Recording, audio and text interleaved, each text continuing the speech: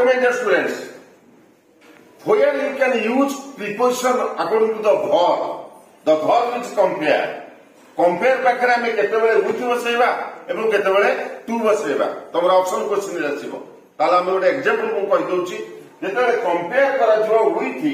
सेतेबेले दीटा similar जिनिस सहित compare करा जिवो दीटा सिमिलर ओके समान हेतिबा दरकार एवं टू केतेबेले व्यवहार करा जिवो ना डिसिमिलर तार ऑपोजिट ता गोटे जिनिस सहित तार सिमिलर सहित कंपेयर करा जिवोनी गोटे अलग जिनिस सहित कंपेयर करा जिवो सेतल कहबा टू तले हम एग्जांपल देखिबा this he compare Shakespeare dash Kalidas से शेक्सपियर सहित कालिदास को कंपेयर कराइछि ए सिमिलर ना डिसिमिलर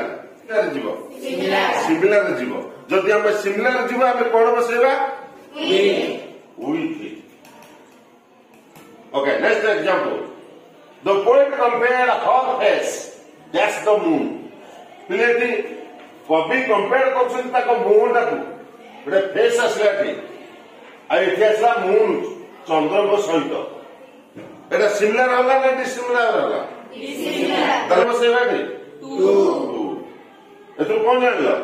सिमिलर व्यक्ति हेतिबो व्यक्ति की व्यक्ति पदार्थ को पदार्थ सिमिलर सेते with बसैते एवं गोटे